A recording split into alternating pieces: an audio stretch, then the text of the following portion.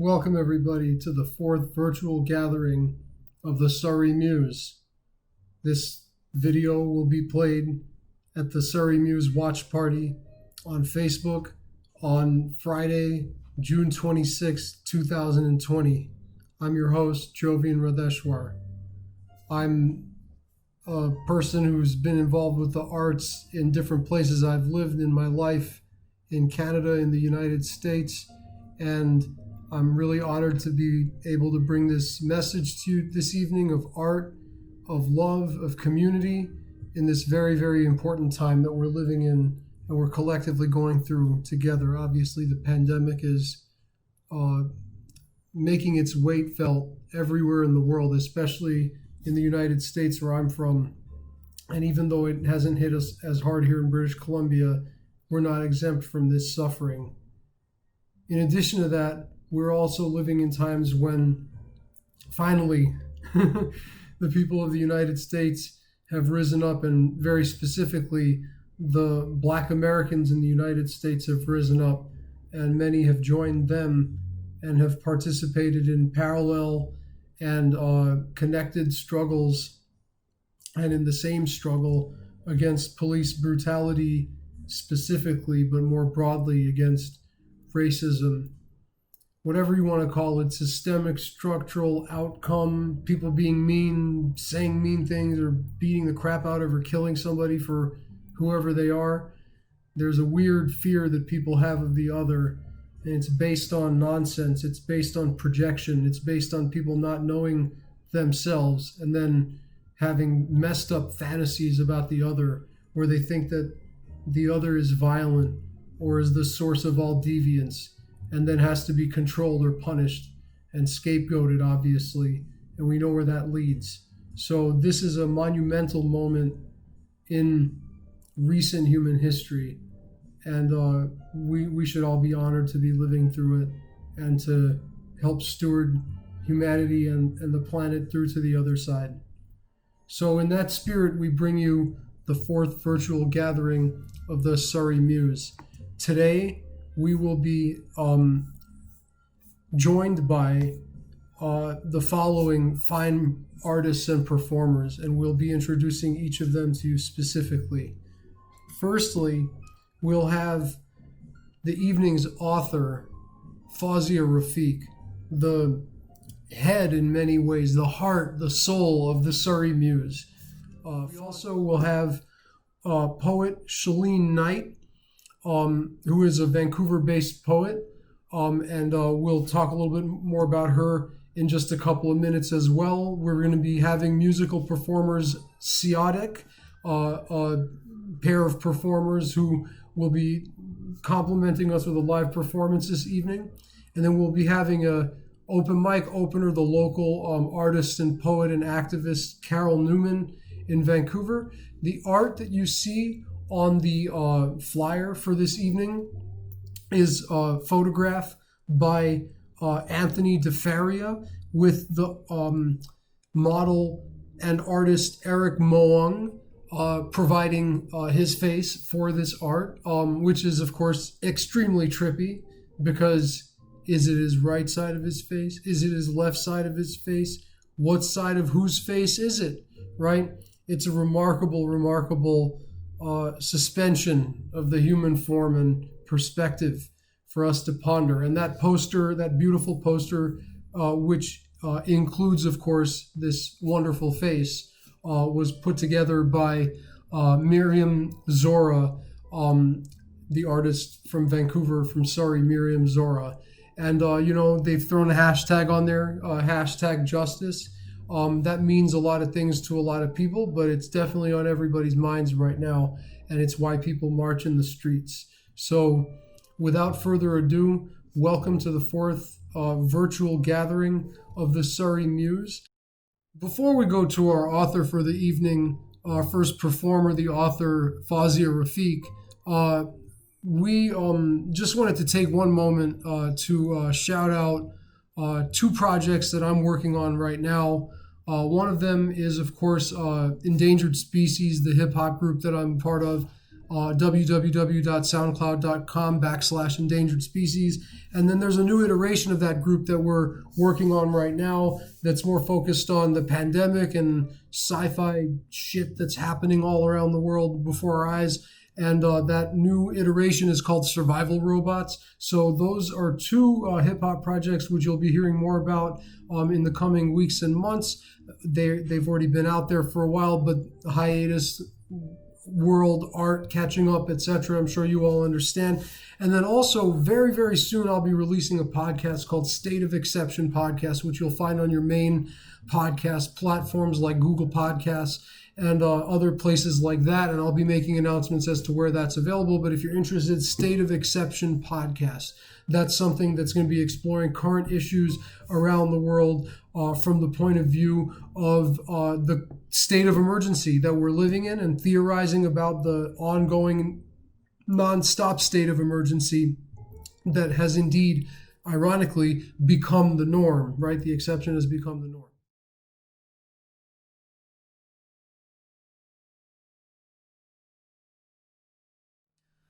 All right. So first up this evening, we have Fawzia Rafiq, who is a novelist, a poet, a blogger, and an activist, and an all-around radical individual. She has published 2 novels and a poetry collection. Her novel Skina was published in English and Punjabi in 2011 for English and 2007 for Punjabi, and the Punjabi edition of Skina has become Pakistan's most sold Punjabi novel. So Fawzia is a true woman of the people and speaks their voice, and they respond by buying her books, which of course is wonderful all around. People get to benefit from art, and Fawzia gets to benefit from their conversation with her. Her second novel, Adventures of Saheban, Biography of a Relentless Warrior, was launched in 2016. Interesting. She has printed 2 chapbooks of her poems, Holier Than Life, which is from the Purple Poppy Press in 2013, a wonderful name there, and Passion Fruit Tangent Pal, which is from Udari Books in 2011. Fawzia writes in Punjabi, English, and Urdu. She is a co-founder and the coordinator of the Surrey Muse. She is happy to have received WIN Canada's Distinguished Novelist and Poet Award in 2012. And, I love this, to have declined the Queen Elizabeth number 2, Queen Elizabeth II Diamond Jubilee Medal in 2013. Hell yeah, Fawzia. That's awesome right there. You put that queen in her place. Show her that you don't need her, because none of us need her, right? All right, Fawzia Rafiq, without further ado. Thank you. Thank you, Jovian. I am delighted to be presenting at Surrey Muse tonight, and I am also looking forward to the presentations by featured poet Chelene Knight, featured performer Si Siadic, and Carol Neuman, who will begin the open mic session that has some great short presentations as well. I'm going to present an item that is part of a collection of short articles based on small incidents in my life that link to some systemic issues. So this one, it is titled Toronto's Tempting Wildflowers. It is published on my webpage, and you can check it out if you want later on. So here it is. Toronto's Tempting Wildflowers. Before reading this story, you need to know that I grew up with the belief that I can't defend myself in a physical fight. Some of it has to do with the way I was brought up, but more comes from my few experiences with physical violence in my youth, where I did not hit back, and so was easily overpowered by the offending party in an all-girls schoolyard. It was unsettling, so I tried to figure it out and discovered that there was no desire in me to have an eye for an eye. One was enough, even when mine, if at all. As well, I realized that Gandhi, another skinny South Asian, had the answers for me in this area, the tactics of non-violence. To stand your ground without hitting back and to continue to speak your mind. This, as we know, is the backbone of any protest movement across the globe. So now the story. The first week I was in Toronto, it was summer of 1986. Me and my ex-partner Salu Khan Durrani had some tense few months while packing up and leaving Pakistan with her 2 children and to start living in Canada as convention refugees. We had a rental apartment in Scarborough, a suburb of Toronto much like Surrey is to Vancouver. Both stigmatized and frowned upon for their dense South Asian and other colored immigrant populations. We were out with our children, Mariam 10 and Yarmia 6, to do groceries, and we decided to go to the mall through a park. It was nice, but it rapidly became exciting as we went further in. Away from flower beds and green patches and paths, there were wild flowers on a slope, loads of them, the likes I had never seen before. We all have something or the other that we are drawn to. My friend Nefertiti Sheila is drawn to traumatized bub rats, and she writes stories about them. Janine White is transfixed by small animals, and she goes on to writing poems for them. Janet Quammen can't get enough of the dragonflies. Deborah Kelly coos over cats, and my longtime friend Bryony Baxter is crazy over dogs. For me, it's flowers and fruits and any vegetation. Now, having lived in England for a couple of years and from knowing Gardens of Lahore, I was aware that in a city, even if flowers appear to be wild, they probably are not. But I was a new refugee. There was no question for me to buy any kind of flowers, but I still had a heart. So I went in and began to touch and smell them. Salu saw that and he hurried ahead with the kids, encouraging me to follow. I did feel that pressure, but could not leave the flowers, and then, after asking their permission, I began to softly pick them. I chose and took a few, long-stemmed, one each of a kind.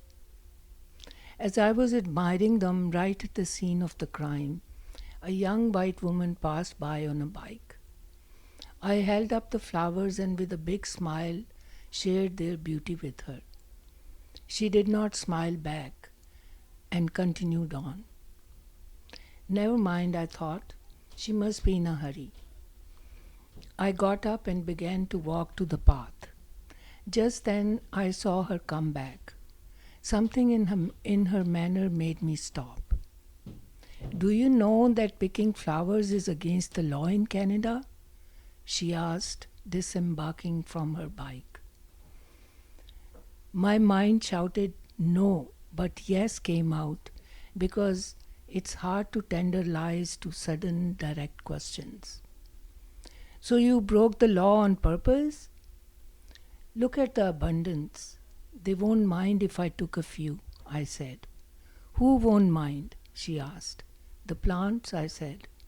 "You broke a law and you think it's a joke? Fucking bitch. I'm making a citizen's arrest." She gave a quick look around for a place to rest her bike. "Do what you like, but please don't use abusive language," I said. At this, she dropped the bike and began to shout and froth about dirty brown immigrants, criminals, lawbreakers, welfare bums, and illiterates. A barrage of filth that I don't remember. A small crowd was gathering around us, and I felt as if I was being enclosed into a rapidly forming and moving boxing ring with a crazed individual who was about to pounce at me. "Are you trying to assault me?" I asked her to make sure. And she did. She pounced, I ducked. But what actually saved me was Salu, who had wedged himself between me and the blow just in time. With that, my situation changed, as I could now take cover, even when human.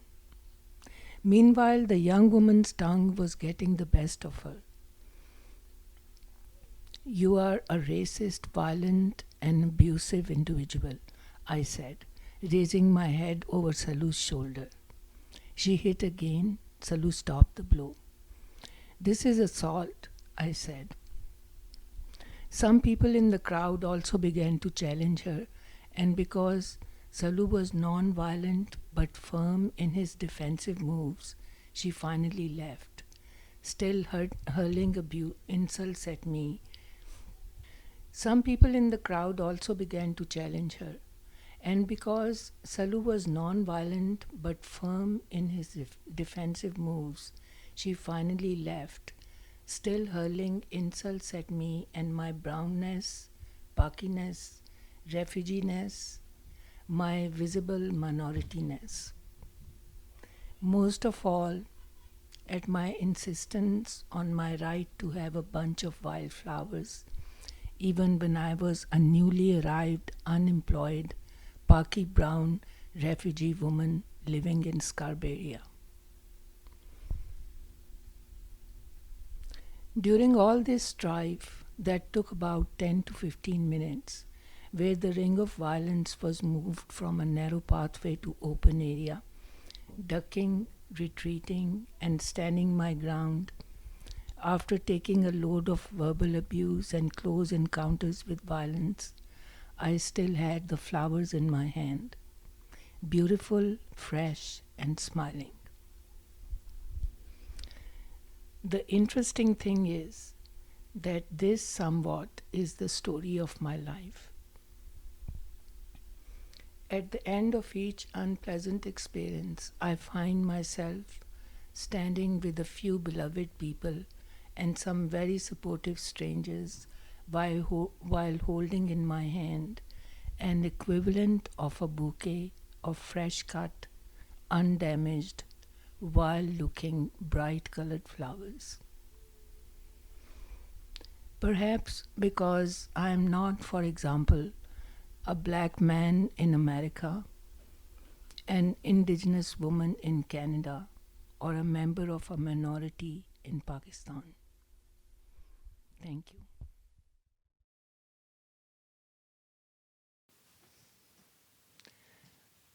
The second article is called "Those Nutritious Contraceptive Pills." And it is written on this image that you'll see on the screen soon. The above image was being safe kept in a folder named Images for Articles with over 20 others. And that folder was not to be opened till perhaps 2020. Yet, here it is. Last year, I copied this image from Facebook, where it was being shared by my friends from around the world as a positive intervention in favor of a woman's right to use contraceptives, the need for women to be enlightened, and as a way to resolve poverty. I again encountered it last week. This time it was the first item in a video collection of images about today's modern society. In that context, and if taken as irony, it could work, but no guarantees. So I stopped and made a comment, me, pertinent except for the first item that is racist, classist, and affirms colonial perspectives. Friend, are you saying that those issues don't exist today? Let's have another look at this image. We see two women with their children, two moms.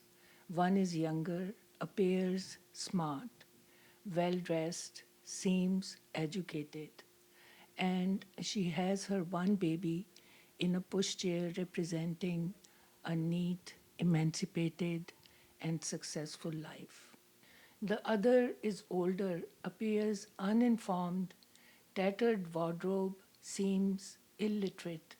She has one, two, three, four children, a baby, and she's begging alongside them, modeling a messy, exploited, and failed existence.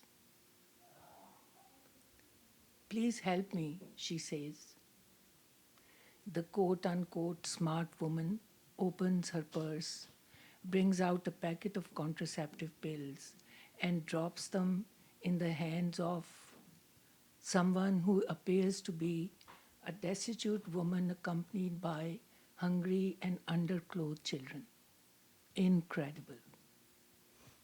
I'm glad that at least the recipient of the pills appears shocked, if not the people who cannot stop forwarding this construction as a positive message to the world. Like many propaganda items carrying system sponsored myths about poverty and how to resolve it, this image also supports the notion that underprivileged people are ignorant, illiterate, stupid, and that they are the cause of society's ills, including their own miserable state. Let's view some of the messages this particular image is giving out. For example, it says that the responsibility of being poor is on poor people themselves. People are poor because of their own ignorance, stupidity, and lack of education information. The cause of poverty is overpopulation. Poverty can be resolved and emancipation of women can be achieved through population control. All of these are loaded and dangerous lies hidden for a delusional benefit in a small truth. It is true that less children cost less, and fewer children may allow women better lives. But that does not mean that the number of children causes poverty or affluence, neither does it mean that it is the cause or the resolution of women's exploitation. The causes and resolutions of both reside elsewhere. In a world where the top 1% own half the wealth and the poorest half own just 1%, or to put it another way, where the richest 1% now has as much wealth as the rest of the world combined, where 1 in 9 people on the planet will go to bed hungry tonight. A small handful of billionaires have so much wealth they would need several lifetimes to spend it. Where just 8 individuals, all men, own as much wealth as the poorest half of the world population. And you continue to believe that economic and gender-based exploitation is caused by too many people having too many children whose own fault it is to stay poor, or that poverty and misogyny can be resolved by using contraceptives. It's your choice. But please do consider the unreason of it. The concept of the world exploding with a growing population and the absolute urgency to stop it in order to save the planet surfaced in the 1950s and rapidly took hold of the world through international influencing agencies such as the United Nations, the World Bank, and the Western governments. During the next 2 decades, the white saviors again descended on the poorest of people in Asia, Africa, and Latin America with contraceptive technologies and superiority entitlements, and went trampling over the rights and lives of millions of underprivileged people. This sustained assault was established through legislation dictating how many children someone could have, masked, forced, and or uninformed sterilization campaigns, and marketing of new technologies harmful to women's bodies.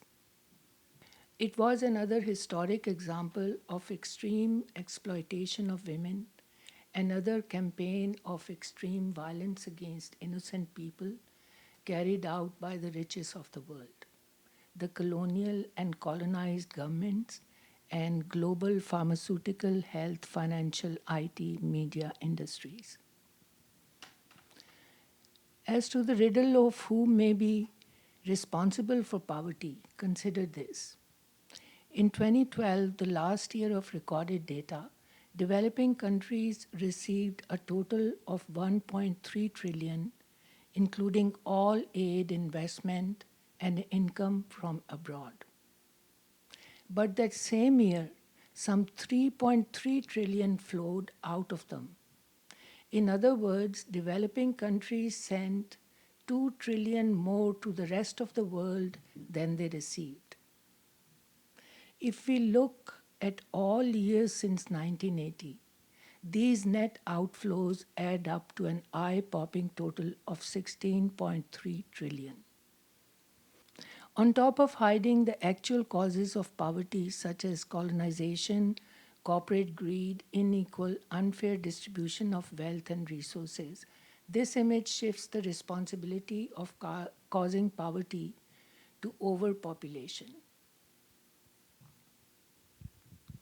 On top of hiding the actual causes of poverty, such as colonization, corporate greed, unequal, unfair distribution of wealth resources, this image shifts the responsibility of causing poverty to overpopulation.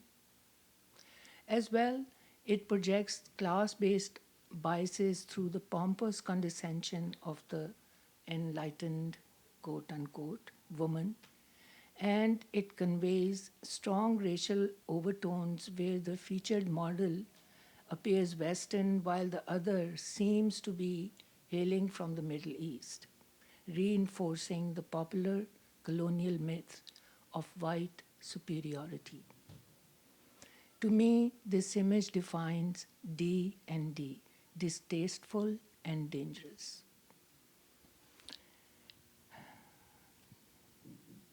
Thank you.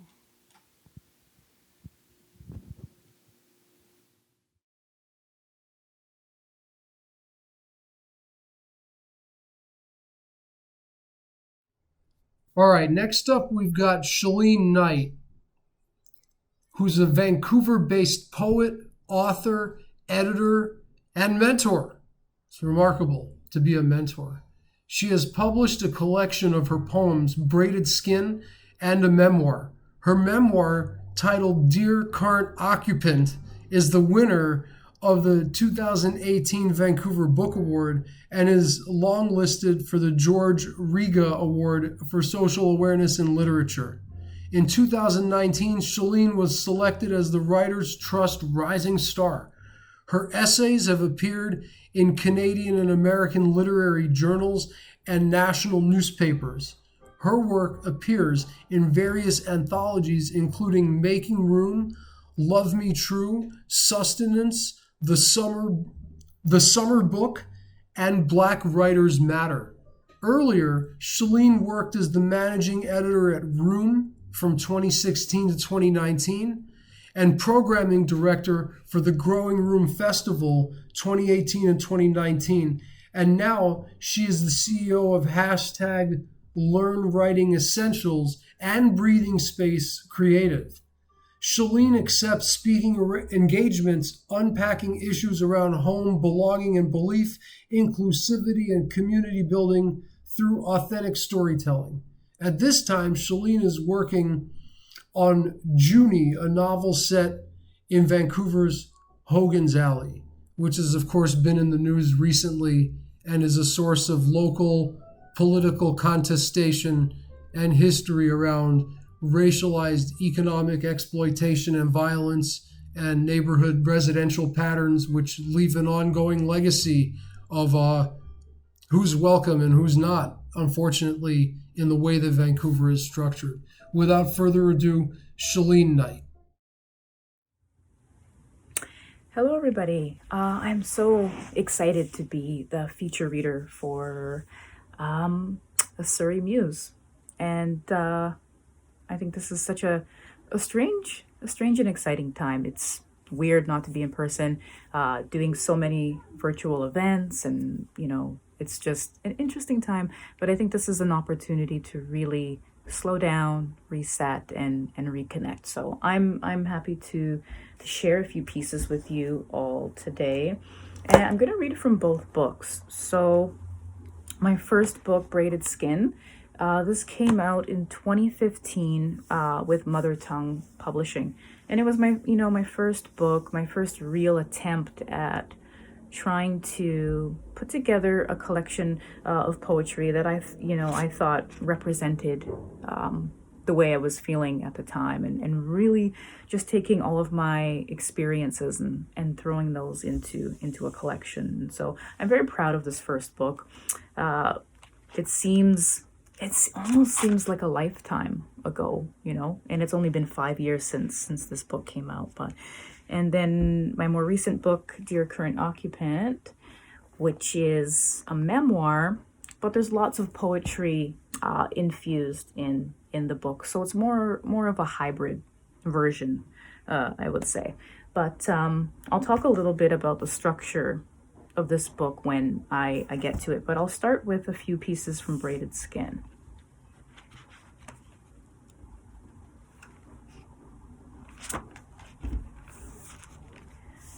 In the green room, eyes on me, long stare up and down, longer stare, stuck in this frustrating and degrading conversation, you who won't be happy with the answer I give because your perception of blackness is completely distorted. Assumptions come to the table already orally armed, defend my skin tone, hair color, hair length, and hair texture. Isn't this one of the most multicultural, mixed biracial baby breeding cities in the world? And no, you cannot touch my hair, tangled, caught between nails of acrylic tips, rows of fishtails intertwine, a maintained fusion, cut dead ends, then weave these tracks back like braids and plates. She oils and slicks sides, pats down, then poofs up. Make up your mind. One drop rule bleeds into the blue-eyed illusion of good hair. Stressed to overprocess these tips, these roots, these plaits, these locks. She dreads. Enter, stage left, and find the mic. Sing sweet. These brown skin confessions, brown skin, black skin, caramel-dipped skin, leathery, sunburnt skin, seizes to remember skin like the war, torn, country, skin. She breathes skin. Found 14 feathers in a notebook, imprinted on creased pages, faded covered, led to an ellipsis, watched eyes burn holes through layers of skin, yet never happy with these answers of ethnicity. Let's gather confessions of ebony-boned princesses. Let's steal stories of brown-skinned contessas and drown memories of her one tone. Let me pick a side. Skin. That's one of my favorite pieces to read in Dear Current Occupant, I would say. And I think, yes, that was actually the first poem that I ever had published. And that was published in, I believe, the Raven Chronicles, an American literary magazine. So kind of awesome. It's one of my favorite ones to read as well. I think it really solidifies and focuses on the core of this book, which is, battling all of these questions about race, all of these questions about belonging, all of these experiences are really condensed in this piece. So it's one of my favorite ones to read.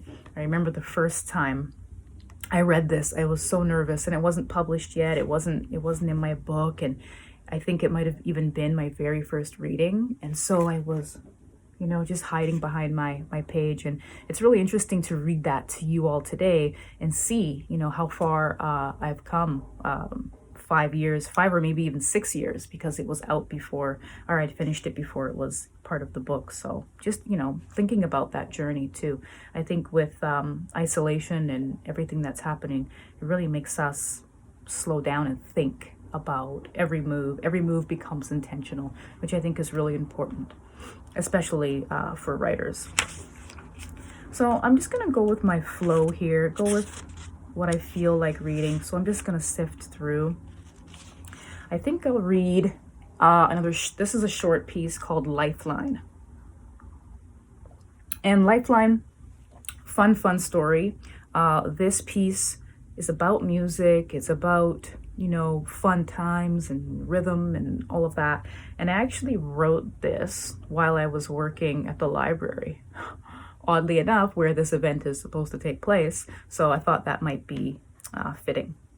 Lifeline. Pulse, the beat back. Like Nina, I want a little sugar in my bowl with cinnamon sunsets that rest at the sound of her. Pulse, the beat back. Oh, Lady Day, let me taste this strange fruit. But Lauren questions the denial of its roots. Honey-coated throat whispers say, time to get free. Coltrane compose for me, beloved Afro blue and lush life. She's a gold back hustler, rhyme for $1, breath of anise, she's mine. Dance for me a dime, or she sings maybe just for me, and she seals the cracks in my armor. A beat, pulse the blood back. Lyrical intravenous, pulse the blood back. Again, it's been so long since I've read that one too, so it's almost like a blast from the past, you know, for me. So to experience all of these pieces again is quite nice. It's been a while since I've done a reading, it feels like. Now let me pick a good one for you before I move on to Dear Current Occupant. How does one choose a good poem? You know, and the thing is, I have all of these planned, which ones I want to read, and then you get in the moment and it feels different, you know? So you really have to pay attention to that. Okay, you know what I'm going to read? I'm just going to do it. I'm going to read A Musician Dreams in November. And I think this was the second poem that I ever had published. People are always late in November. Midnight dreary, damp tree leaves gather, they sit quiet with abandon. We did not go, they have gone. Moths swarm around a burning candle, they wanted to get even, conquer the world. When it gets dark, colder, we'll find music, stand alone as raccoons steal food. I asked her a question. Express the meaning of frayed ribbon. Dancing flowers must be consistent in number. A solo flute plays. As winter approaches, she is the leader. We open the door. She went out the window. Singers, places, cities matter greatly, as past, present, or future. The freezing wind in an embroidered handkerchief that indicates whether the guitar was played. Fun. Kind of has a weird, lonely, mysterious kind of a feel to it. And I think even though we are not in November and we are in June, it still kind of feels like that kind of cool, tuck yourself away weather. So I thought maybe that one would be appropriate. So I'll leave Braided Skin for a bit. I think I still have 10 minutes. So I'm going to read a little bit from Dear Current Occupant, but I just want to talk about the structure of the book because for me, this is the real core of the book. The book itself is a mixture of poetry, essays, short little prose pieces, little vignettes, photos. There's a map in there, lots of fun stuff. But the structure was really important for me, and I struggled to write this book because I wasn't sure how it was supposed to exist on the page. And that's, once I figured that out, the writing kind of did the work for me. The writing came out in the way it was supposed to come out. So I'm very happy with this book.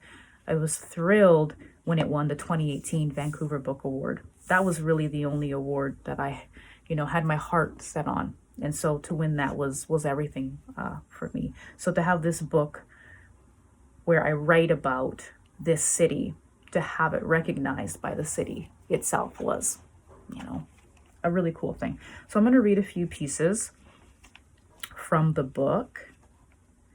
Let me see. What am I feeling in my heart? My heart says, I'm going to start with, Dear current occupant, the room in the attic of the oldest place we've stayed.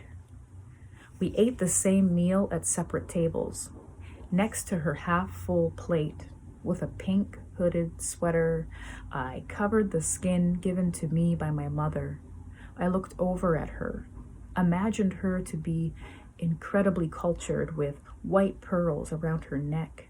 She'd have a husband, suit and tie. He'd be tired after work. He'd light a cigarette and tell her about his day. He'd smooth out her wrinkles in her dress. He'd kiss her on the back of the neck. He'd bring her flowers just because. And she'd feel on top of the world. He'd bring her coffee, black, and she'd fall in love all over again.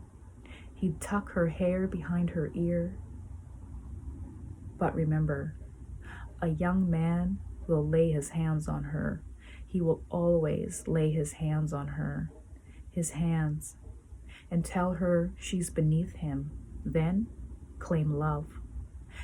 There'd be shade in the garden most days, always a spot behind a wooden bench and large oak, a space to hide many things.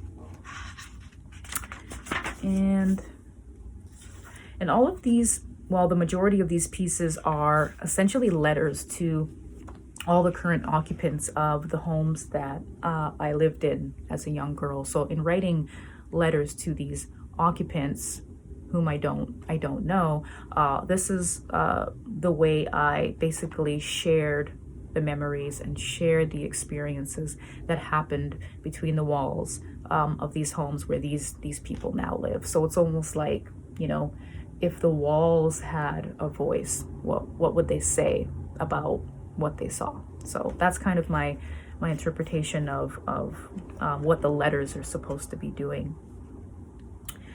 And so let's read.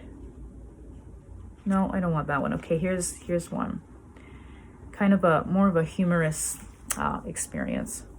Dear current occupant, house where I accidentally dyed my hair blonde.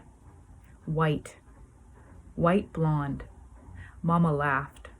Her mouth held a position I'd never seen in all my 16 and a half years. She was happy.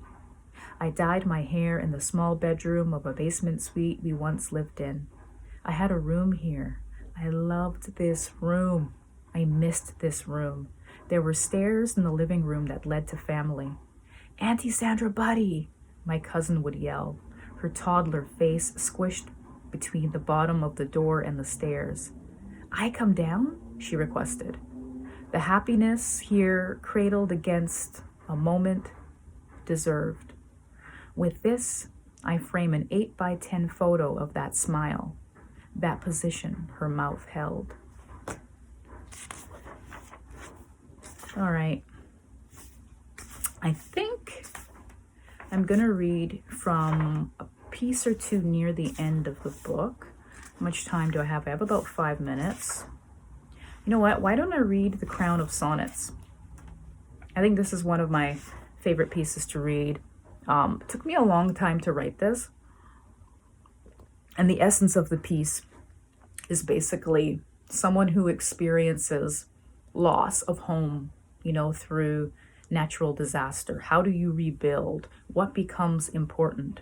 What are the things that you now begin to notice and pay attention to that maybe you didn't before the natural disaster. So in thinking about what we're all going through now, and what we've lost, and what we've come to discover about ourselves, really, how do we take those learnings and apply it to future issues or experiences that we might have. So this is really survival, I would say, and how you really, take stock of what's important in your life. Miss Parker, bring me back home, she says, lifting silver, teacups, saucers, the pot bone dry. Fingers rubbing chicken skin, injecting pickle juice, she smiles, thinking, this is how we do it down here. No walls, no roof, knees worn to their fossil resin, porch won't give in under her weight, floorboards shifting, holding, begging. This is home. Dresses from newspaper patterns crafted by hand. Never tear down any part left standing. The wind picks who stays planted. No cotton here in this field. Stays planted, no cotton here in this field, refusing to lay her head down. Butterfly windows kiss when closed. Can't hang them any kind of way, you hear? Dig where roots lay, sleep deep in the narrow napes of necks, and small white hairs fall back and stand up. This is close quarter breathing, the rise and fall worth more, a kneading, eating on plates with brothers, a daughters come back to fill rooms heavy with voices, big city breathing, under the wood floors there's still water trickling into the cold of night air, it rises. Into the cold of night air it rises like full white bellies and greased up fingers, tops of washed up houses sweep by your feet. Can't walk on no more nails. Haystacks on the backs of trucks, tires stuck in mud, stop the heat from leaking. It gets cold in here most nights. Rooms, color schemes, holy water, anything of value, gone. A place to stay, sweet potato, pumpkin pie, actions speak like long, curly, black hair dragged down the steps. She took a trip backwards, calling her name. She took a trip backwards, calling her name, embedded in marble, a sprawling swamp. Her name was removed and replaced. Pink stacks falling apart, stretched mouths bite, outside, inside, come up slow. The sun, like frying turkey, it sizzles, burns, get back. Leather-wrapped hands, the roots, the family, paint them. Play the music. Beside the fence, press pause. Lord, blessed with abundance flatlined in back. Lord, blessed with abundance flatlined in back. A visit in November comes early. Homesick, hungry, stuck in the flux, she trembles. Never happened, this thing. Held her arms behind her head, waiting to raise the covers atop her face, still breathing. Lost in the black heap, he speaks in the confines of the trailer. She puts her shoes on. She knows somebody heard her. Part of them is gone. At dawn, another house rolls down the street. At dawn, another house rolls down the street, made of ashes of summer, bolts of spring leaves, all seasons meeting for tea. It's pleasant in a world tucked under, flipped over, a spot to rest her knees, yellow trims and frames, corners of eyes closed shut. Hush of the hinges, folding hollow echoes whip the air, fair skin mistakes float past, knowing the water in the wells run dry. Tonight, we'll call for masses, fill the streets lined deep with bodies bordered with lilies. Tonight, she'll speak in two-tone, silver, gold. Tonight, she'll speak in two-tone, silver, gold, lay claim to the structure of bone. Sons talking old times in the kitchen. No water came, nothing ripped from walls left floating. Knees not bending, no ache, no jewels thieved, no coins clenched in the fists of uniformed men. No pleading on rooftops for rescue for days. Left counting bodies, family lost. Limbs hover from high white ceilings. Miss Parker, Miss Parker, Miss, are you there? Bring me back home, she says, lifting silver. That's my time. It's exactly 20 minutes, and I think my earphones died at the exact moment that I finished. So hopefully we can all connect in person soon, and I hope you enjoyed my reading. And if you have any questions or you want to get in touch with me, you can visit cheleneknight.com.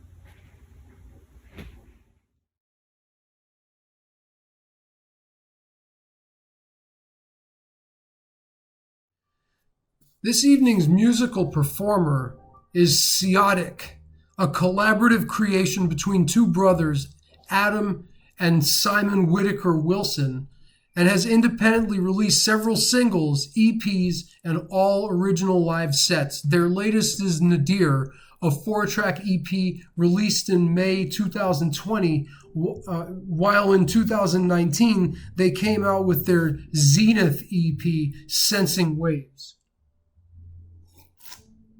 Si Siadic explores deep, progressive, and down-tempo territory, captivating audiences through continuous hypnotic soundscapes. That seems like what everybody's into these days, huh?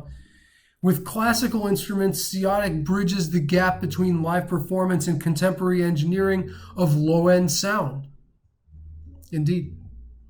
They have opened for Drum, TMSV, Egoless, Jafu, and showcased at Ciliate and Eye of the Storm in Vancouver. They have also performed at festivals across Western Canada, including Base Coast, Shambhala Camp, and the Field Gathering. Most of Si Siadic's work has been independently released, and it is available on all digital platforms. Welcome, please, Si Siadic.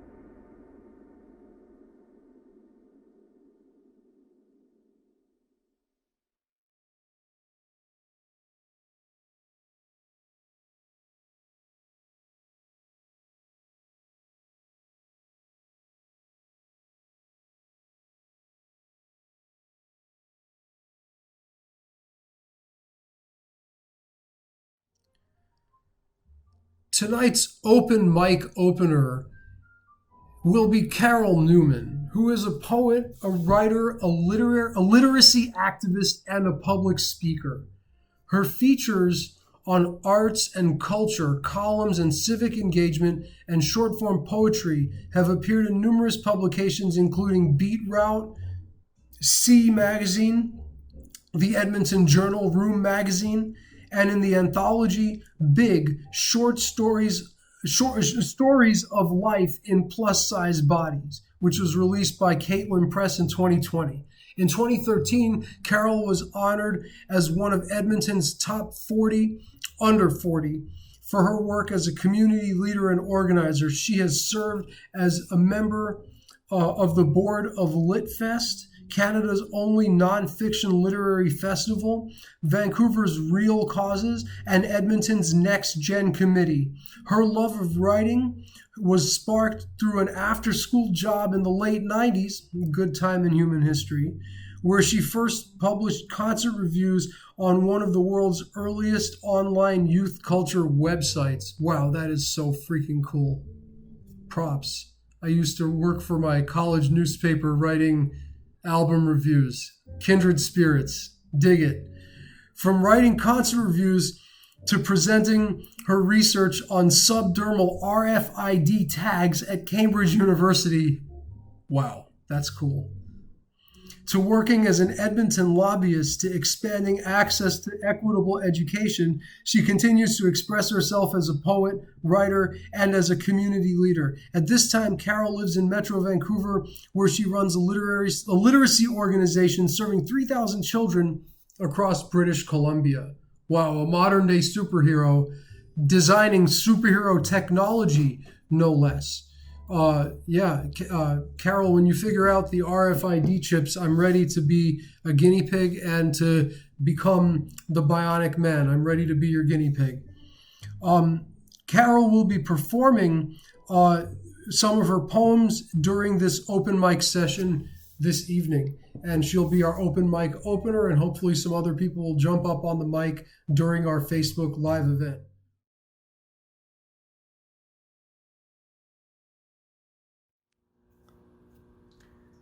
Hi everybody, I'm Carol Neuman and I'm your open mic opener on this socially distanced edition of Surrey Muse. And what a delight it is to be part of this event and in such an interesting format.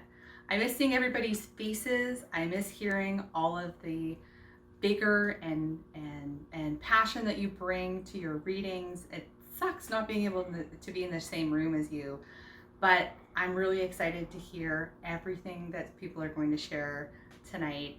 And I'm excited to share too. I've been a writer in some form or another for many, many years. It's always been a passion of mine. And words are something that I really care about. They're a portal to connect people in so many intimate and personal ways. I run a literacy organization by day, and tonight I'm going to be sharing a couple of pieces that are new that I haven't shared before with anyone. One of them feels a lot more timely than I initially expected it to be. Another's long form, but I'm going to start with something called The Blood of the Fawn. I have a laptop in front of me, so if I'm looking down and then looking at you and that becomes distracting, please forgive me. I am not a tech savant, and if it becomes really, really disruptive, I invite you to close your eyes and just listen. So, The Blood of the Fawn. From the edge of the shore, in day as clear as fever, she could see the blood of the fawn was thin and quick, not the chemical slurry that had slowed her to a drooling crawl. She could see it under his latex hide, close enough to the surface that his blueberry syrup veins teased her tongue. And when she touched her thumb to the iliac, it pulsed, irradiated. She wondered if maybe she might stir her brain awake again and calm its angry tangle of blood and wire. If only he were to let his quick pulse feed her. Its current held still and locked in place until the blueberry sweetness left him, and she could sip the brackish broth, and in the moments that followed, nuzzle the fawn before unpenning him to skitter and bound free. And then, when she was unburdened from the pain of watching him bite his cheek till the blood ran free and his voice gurgled quiet, only then would she watch herself, naked, mirror-bound, shake out the slurry, making a medicine skimmed from spume but churned by her own sleight of hand. This is a longer poem, which ostensibly is about a haircut, which also feels like it's a very timely thing, but really it's about the experience of being seen or not. It's called The Golden Last. They walk her to a decrepit piano that has long since traded its keys and hammers and cubbies, mirrors, irons, and shears. Readied. She watches the feminine decoupling begin. The post-salon outfit now cloaked in formless black. Posture perfect, the clean, steaming nest of frayed wire cloistered behind cotton shrouds. The long face floats on its display neck, angles and asymmetry, lines and ligaments. This time, she's prepared it to be smoky and smudged to influencer-inspired imperfection. She snaps her gaze backwards in the glass. Just a trim, please. The loose smile she practiced for them cannot find its footing on her lips, until deft hands take the first bite, and the golden last of summer begins its clip from freckled shoulders.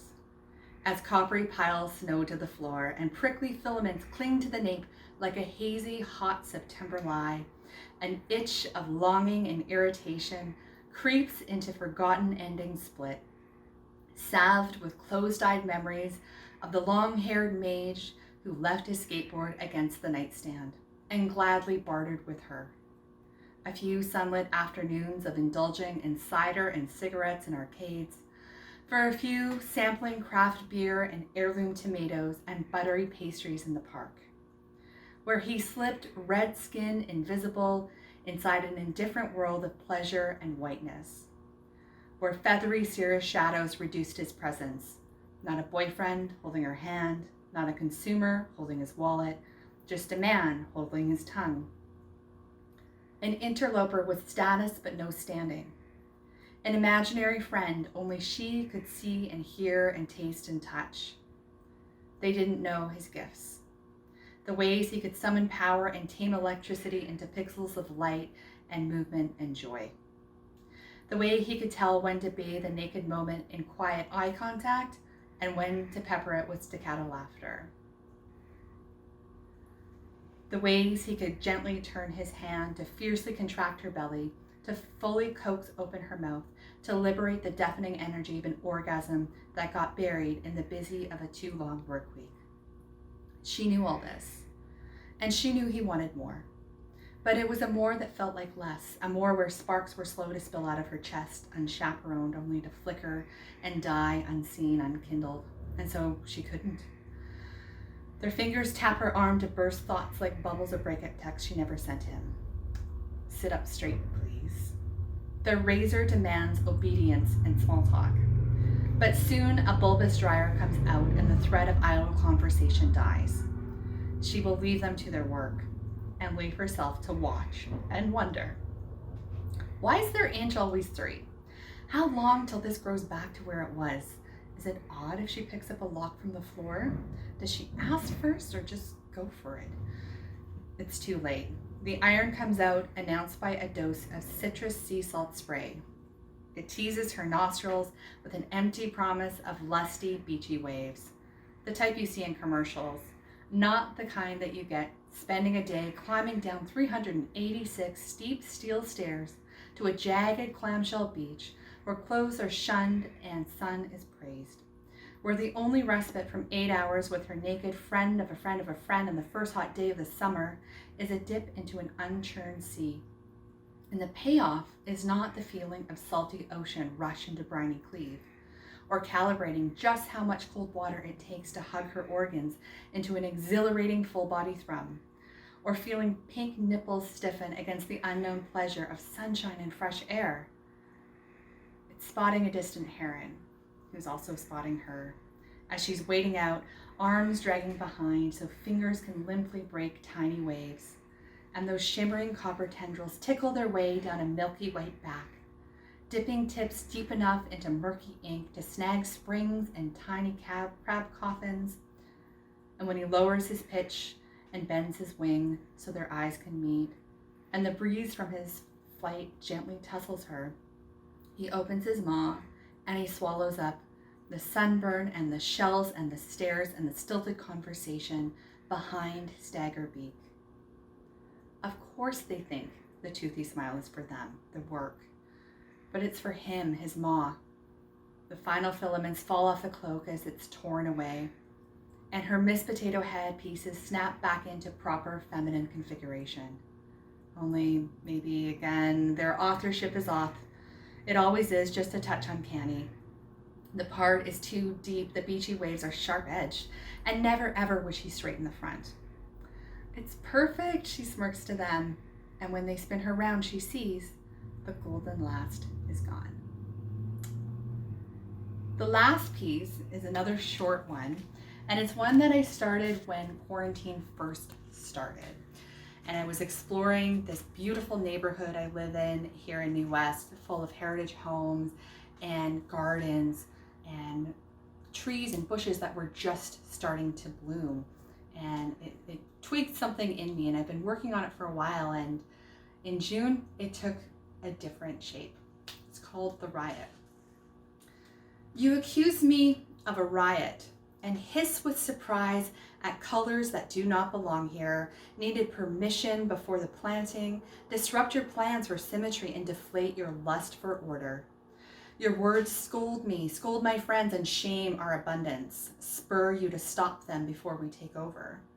Bathe us in poison and yank them from rooted homes. You accuse me of overpopulation. It stirs us. We take to the air, find our way to fuck on bee wings and dog fur and shoelaces. Only through your cultivating hand could I gain the genetic purity and frailty to belong to you, find home with you, for you to feel pride enough to clip me and bring me inside and watch me swim atop the piano until my arms give out and I collapse into a beautiful mess across the keys. You accuse me of a riot. I accuse you of less. Thank you. Enjoy the rest of Surrey Muse. Of time, of age, and other fleeting things. Do you never tire of the slow motion of a constant stroke, or of the tick-tock of Olympian detachment? On one day, many, many decades from today, I figure that I shall be in the company of the young, telling the tales of a distant time and place, a tale as distant as today, of a time this skin stood firm in the prime of youth, defying sag, spot, stress, and wrinkle, how this greyed up locks of hair were once brown-baked golden by the morning sun, and this skin glowed brighter than a twinkle. My little audience on that day shall laugh and laugh, a full-throated laugh. I figure I would laugh too. On that day I shall laugh a laugh to unveil gaping holes and gaps of loss of teeth that were once numbered but are now gone, like a gun used in a battle that is now won, rusty from disuse. Today I laugh a laugh of youth in its prime, and the golden locks of hair remain. But this day at the stroke of midnight shall be gone, to be seen no more, like ashes and dust in each tick-tock. Perchance I am mistaken. I think I heard you say, we have time. I find myself genuinely taken aback by the effrontery of such falsehood, as the grand parade of flamboyant presumptuousness surround the ignorant. For we do not have her in the palm of our very hands, save as art or a picture, or a diploma or a baby. She is as slippery as the catfish, wriggling away from each loose catch to be seen no more. Like the wind, she cannot be grasped. Our entire lives are spent in the womb of the wind, eventually burst into death and into eternity. She has us in day and at night, in youth and in age defined. Time flies, and she will never land.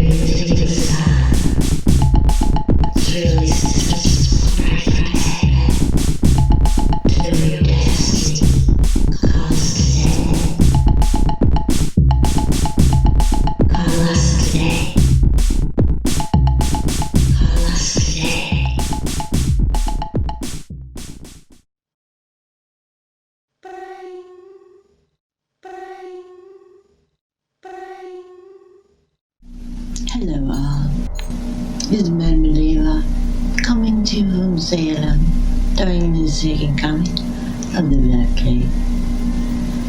And I'm here to tell you that you can survive the scourge if you have faith in the cards, the stars, and a valid credit card.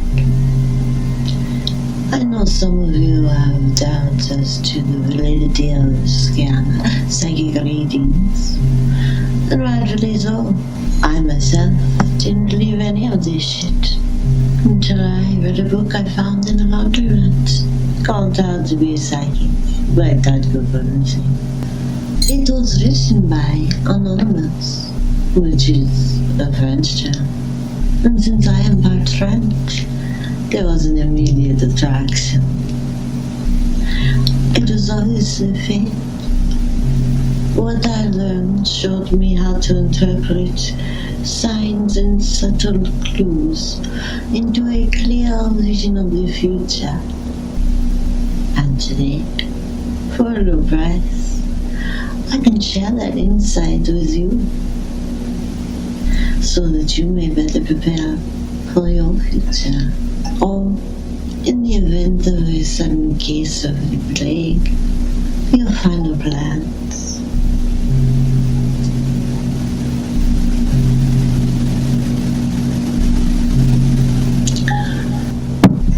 Joining me on my hotline, some of the most famous psychics in the business.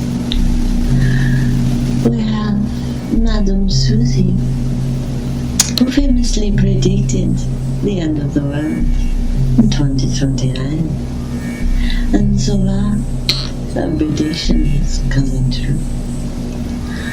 We also have Madame Molly, who hails from parts unknown, just over by Connecticut, north of Putnam, but south of Worcester, east of Boston, west of Southbridge. She predicted the fall of Rome, and she was spot on in her accuracy. And last but not least, we have one of the most famous psychics in the business, Madame taRka, who says she was burned as a witch at a stake in a past life. She can tell you all you need to know about how to avoid persecution and prosecution in today's crazy world. And also, she can help you budget your dollar. It's almost like fate, isn't it? Fate's fine, as long as you take it by its own two horns and make it come your way.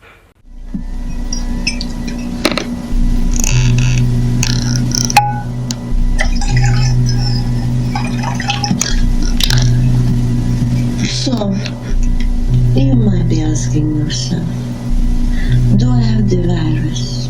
Does my family have it? Where can I get the toilet paper? And can I trust the people on YouTube to give me honest information? Well, I can tell you this. Yes, depends. And yes, but these questions are obvious and boring. And you're here to have your most serious and pressing questions answered. Questions such as, will I find love? Am I worthy? Does anyone care? And most importantly, when can I get the cash? So, call us today, Madame Oliva's Psychic Hotline, and speak to the psychic of your choice to get these questions answered immediately. Really? Yes.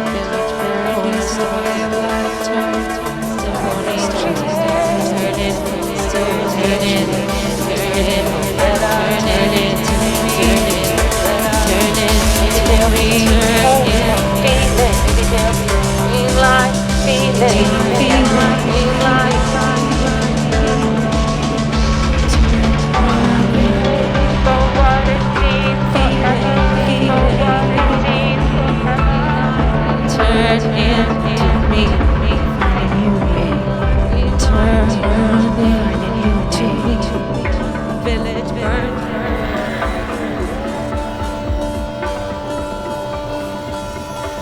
a new way. Go back to the old ways.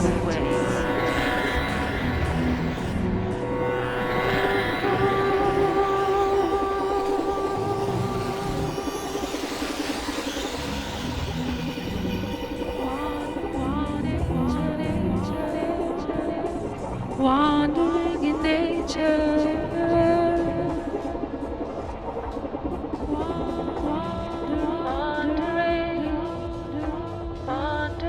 Wandering in nature. Wandering in nature. But I have been.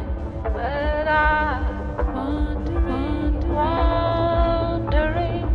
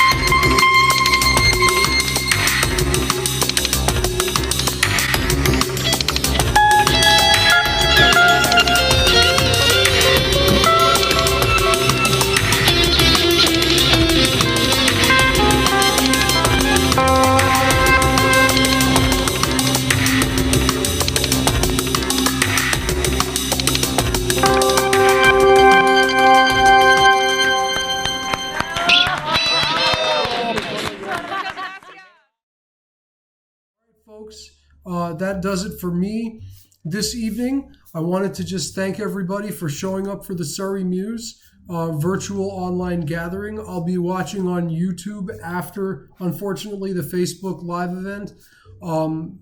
Perhaps I'll have Facebook at some time.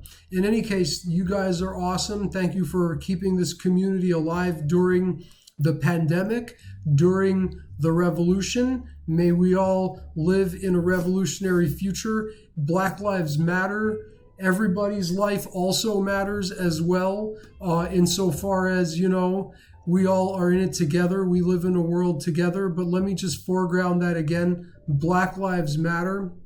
Black lives have been neglected, put at the bottom, castigated by the system of white supremacy. Black folks have found a way to survive and to preserve in the most incredible ways their collective and individual dignity. And I, as a man of color, learn from that lesson myself. And I think that everybody can learn from that in their own unique ways, including also, very importantly, white people, people with privilege, and people who never have to even ask the question about if their lives matter or not, because everybody takes it for granted that their lives matter. So one more time, Black Lives Matter, Viva la Resistance. We're going to all make it through this together, and we're going to be able to join each other in person someday in the future. Take care, everyone.